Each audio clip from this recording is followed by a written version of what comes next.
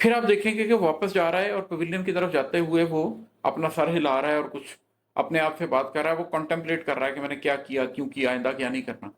और फिर अब वो पवेलियन में जाके बैठ गया, वो उसकी रिन्यूअल हुई है, वो अगले मैच की तैयारी कर रहा है। ये हर लेवल पर होता है, छोटी से छोटी चीज से लेकर बड़ी से बड़ी चीज तक।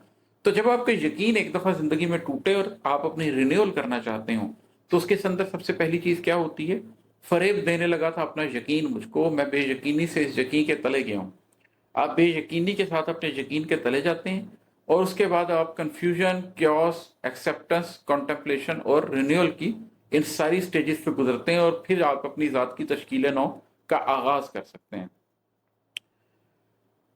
एक और शेर सुनाता हूं, अगर गिरह दूं नुफूस को तो बुरा ना मानो, अगर गिरह दूं नुफूस को तो बुरा ना मानो, मुझे जो शक हो तो अपने पीछे भी दौड़ता हूं।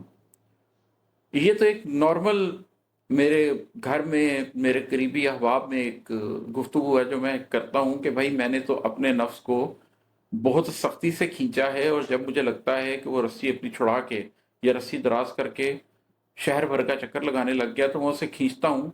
तो इसी तरीके से वो लोग जो मेरे स्टूडेंट्स हैं, वो लोग जो मेरे साथ चलना चाहते हैं, मैं उनको भी अक्सर ये कहता रहता हूँ कि भाई अपने नफ्स को गिरा दो, मुझे भी कुछ नजर आएगा तो मैं तुम्हें बताऊंगा कि कैसे अपने नफ्स पे तंगी रखनी है और इसका बुरा ना बनाना।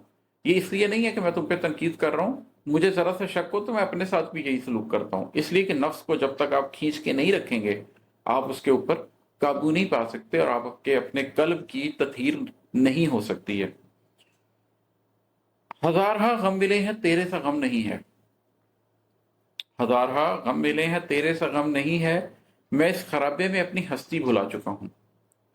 अपनी जिंदगी में देखिए आपको हजारों गम मिलेंगे, लेकिन अगर उनमें से कोई गम ऐसा है जो आपको अपनी हस्ती से बेनियाज करता है और आप अपनी जात, अपनी कब्र, अपनी लहद, अपनी आखिरत के बारे में सोचने से उसकी वजह से गुरेजा हो जाते हैं, तो उससे दूरी इख्तियार करें, क्योंकि उससे बड़ा गम कोई नहीं है जो आपको आपकी हस्ती भुला दे। मैं भी मिसाल दे रहा था, अगर आपके घर में किसी शख्स की डेथ हो जाए और उसके नतीजे में आप अपनी मौत के बारे में सोचने लग जाए और अपनी जात के लिए कोई सामान करें, तो इस गम में कोई मजायका नहीं है।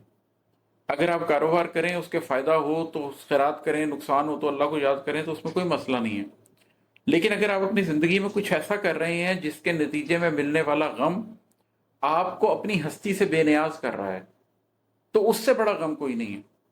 शराब किस लिए हराम है? इसीलिए हराम है। ड्रग्स किस लिए हराम है? इसीलिए हराम है। जरूरत से ज्यादा किसी इंसान के साथ इश्क करने को मना क्यों किया गया है? इसी वजह से मना किया गया है